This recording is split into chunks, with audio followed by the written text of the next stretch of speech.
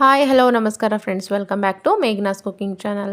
ಇವತ್ತಿನ ರೆಸಿಪಿ ಹಾಲಿನ ಪುಡಿನ ಯೂಸ್ ಮಾಡಿಕೊಂಡು ಡಬಲ್ ಲೇಯರ್ಡ್ ಚಾಕ್ಲೇಟ್ ಬರ್ಫಿನ ಹೇಗೆ ಮಾಡೋದು ಅಂತ ಈ ವಿಡಿಯೋದಲ್ಲಿ ತೋರಿಸ್ಕೊಡ್ತಾ ಇದ್ದೀನಿ. ಇದು ಮಕ್ಕಳಿಗೆ ತುಂಬಾ ಇಷ್ಟ ಆಗುತ್ತೆ. ಹಾಗೆ ಚಿಕ್ಕ ಪುಟ್ಟ ಫಂಕ್ಷನ್ಗಳಲ್ಲಿ ನಾವೇ ಮನೆಯಲ್ಲೇ ಮಾಡ್ಕೋಬೋದು. ಹಾಗಿದ್ರೆ milk powder double layered chocolate ಬರ್ಫಿನ ಹೇಗೆ ಮಾಡೋದು ಅಂತ ನೋಡ್ಕೊಂಬರೋಣ ಬನ್ನಿ. ಮೊದಲಿಗೆ ಒಂದು ಬೌಲ್ ತೊಗೊಂಡು ಅದರಲ್ಲಿ ಈ ಸೈಜ್ ಬೌಲ್ ಅಳತೆಯಲ್ಲಿ 2 ಬೌಲ್ನಷ್ಟು ಹಾಲಿನ ಪುಡಿನ ಹಾಕ್ತಾಯಿದ್ದೀನಿ. ಅದೇ ಬೌಲ್ ಅಳತೆಯಲ್ಲಿ 1 ಬೌಲಷ್ಟು ಹಾಲನ್ನ ಹಾಕ್ಕೋಬೇಕು. ಹಾಗೆ ನಿಮಗೆ ಸ್ವೀಟ್ ಜಾಸ್ತಿ ಬೇಕು ಅಂದರೆ 1 ಬೌಲ್ ಫುಲ್ ಹಾಕ್ಕೊಳ್ಳಿ. ಸ್ವೀಟ್ ಕಡಿಮೆ ಬೇಕು ಅಂತಂದರೆ 1/4 ಬೌಲಷ್ಟು ಹಾಕ್ಕೊಂಡ್ರೆ ಸಾಕಾಗುತ್ತೆ. ಯಾಕಂದರೆ ಹಾಲಿನ ಪುಡಿನೂ ಸ್ವೀಟಾಗಿರೋದ್ರಿಂದ ಕರೆಕ್ಟಾಗಿ ಸ್ವೀಟು ಹೊಂದು ಬರುತ್ತೆ. ಇದನ್ನು ಚೆನ್ನಾಗಿ ಮಿಕ್ಸ್ ಮಾಡ್ಕೊಳ್ಳಿ ಈ ಕನ್ಸಿಸ್ಟೆನ್ಸಿಲಿ. ಇದನ್ನು ಮಿಕ್ಸ್ ಮಾಡ್ಕೊಂಡ ನಂತರ ಗ್ಯಾಸ್ ಮೇಲೆ ಒಂದು ಪ್ಯಾನ್ನ ಬಿಸಿಗೆ ಇಟ್ಬಿಡಿ. ಪ್ಯಾನ್ ಬಿಸಿ ಆದಮೇಲೆ ಈ ಮಿಕ್ಸ್ಚರ್ನ ಅದಕ್ಕೆ ಹಾಕ್ಕೊಂಬಿಟ್ಟು ಗ್ಯಾಸ್ನ ಮೀಡಿಯಮ್ ಲೋ ಫ್ಲೇಮಲ್ಲಿ ಇಟ್ಕೊಂಡು ನಿಧಾನ ಉರಿಲಿ ಚೆನ್ನಾಗಿ ಕೈ ಆಡಿಸ್ಕೋಬೇಕು. ಇದು ಕೈ ಗಟ್ಟಿ ಆಗಬೇಕು, ಬರ್ಫಿ ಮಿಕ್ಸ್ಚರ್ ಬರಬೇಕು, ಅಲ್ಲಿ ತನಕ ಚೆನ್ನಾಗಿ ಮಿಕ್ಸ್ ಮಾಡ್ಕೋಬೇಕು. ನೋಡಿ, ಈ ರೀತಿ ಸ್ವಲ್ಪ ಗಟ್ಟಿ ಆಗಬೇಕು. ಇಲ್ಲಿ ತನಕ ಚೆನ್ನಾಗಿ ಕೈ ಬಿಡ್ದೇ ಮಿಕ್ಸ್ ಮಾಡ್ತಾನೆ ಇರಬೇಕು. ಇಷ್ಟು ಗಟ್ಟಿ ಬಂದರೆ ಸಾಕು, ಬರ್ಫಿ ಟೆಕ್ಸ್ಚರ್ ಪರ್ಫೆಕ್ಟಾಗಿರುತ್ತೆ.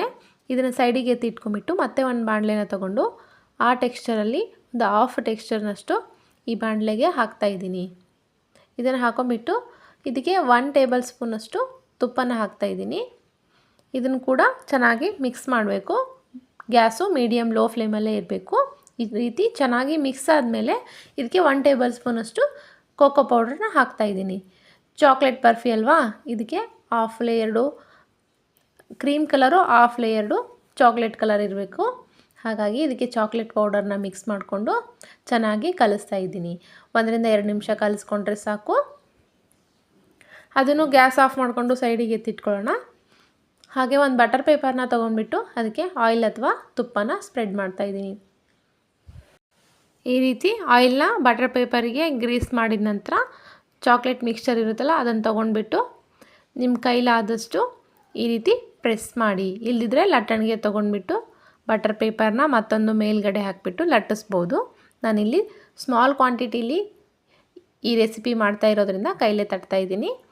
ಹಾಗೆಯೇ ಉಳಿದಿರೋ ಇನ್ನು ಹಾಫ್ ಲೇಯರ್ಡಷ್ಟು ಮಿಲ್ಕ್ ಮಿಕ್ಸ್ಚರ್ ಇದೆಯಲ್ಲ, ಮಿಲ್ಕ್ ಪೌಡರ್ ಮಿಕ್ಸ್ಚರ್, ಆ ಮಿಕ್ಸ್ಚರ್ನ ತೊಗೊಂಡ್ಬಿಟ್ಟು ಮೇಲ್ಗಡೆಯಿಂದ ಮತ್ತೆ ಒಂದು ಲೇಯರು ಪ್ರೆಸ್ ಮಾಡಬೇಕು. ಔಟ್ಸೈಡೆಲ್ಲ ತೊಗೊಂಡು ಬಂದರೆ ಇದೇ ಬರ್ಫಿಗೆ ತುಂಬಾ ಕಾಸ್ಟ್ಲಿ ಆಗುತ್ತೆ. ನಾವು ಹೀಗೆ ಮನೆಯಲ್ಲೇ ಮಾಡಿಕೊಂಡ್ರೆ ಕಡಿಮೆ ಖರ್ಚಲ್ಲಿ ತುಂಬ ಕಾಸ್ಟ್ಲಿಯಾಗಿರೋ ಸ್ವೀಟ್ನ ತಿನ್ಬೋದು. ಹಾಗೆ ಮಕ್ಕಳಿಗೂ ಕೂಡ ಈ ರೀತಿ ಲೇಯರ್ಡು ಸ್ವೀಟ್ ಅಂದರೆ ತುಂಬಾ ಇಷ್ಟ ಆಗುತ್ತೆ. ನಾವು ಮನೇಲಿ ಚಿಕ್ಕ ಪುಟ್ಟ ಫಂಕ್ಷನ್ ಏನಾದ್ರು ಮಾಡಿಕೊಂಡ್ರೆ ಈ ರೀತಿ ಜಾಸ್ತಿ ಕ್ವಾಂಟಿಟಿಲಿ ಮಾಡಿಟ್ಕೊಂಡ್ರೆ ನೋಡೋಕ್ಕೂ ಚೆನ್ನಾಗಿರುತ್ತೆ, ತಿನ್ನೋಕ್ಕೂ ತುಂಬ ಟೇಸ್ಟಿಯಾಗಿರುತ್ತೆ. ಹೀಗೆ ಈ ಮಿಕ್ಸ್ಚರ್ನ ರೋಲ್ನ ಮಾಡ್ಕೊಂಬಿಟ್ಟು ಬಟರ್ ಪೇಪರ್ನ ಸುತ್ತಬಿಟ್ಟು 2 ರಿಂದ 3 ಅವರಷ್ಟು ಫ್ರೀಝರಲ್ಲಿ ಇಡ್ತಾಯಿದ್ದೀನಿ. ಫ್ರೀಝರಿಂದ ಆಚೆ ತೆಗೆದ ನಂತರ ನೀವು ಚಿಕ್ಕ ಚಿಕ್ಕದಾಗಿ ಪೀಸಾಗಿ ಕಟ್ ಮಾಡ್ಕೋಬೋದು. ಎಡ್ಜಸ್ನ ತೆಗೆದ್ಬಿಟ್ಟು ಸೆಂಟ್ರಲ್ಲಿರೋ ರೋಲ್ನ ಚಿಕ್ಕ ಚಿಕ್ಕದಾಗಿ ಪೀಸ್ ಮಾಡ್ಕೊಂಬಿಟ್ರೆ double layered milk powder chocolate barfi ready ಆಗುತ್ತೆ.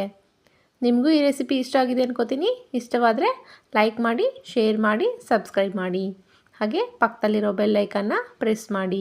ಸದಾ ನಮ್ಮ ಚಾನಲ್ನ ಹೀಗೆ ವಾಚ್ ಮಾಡ್ತಾಯಿರಿ. Keep watching. Thanks for watching. ಧನ್ಯವಾದಗಳು.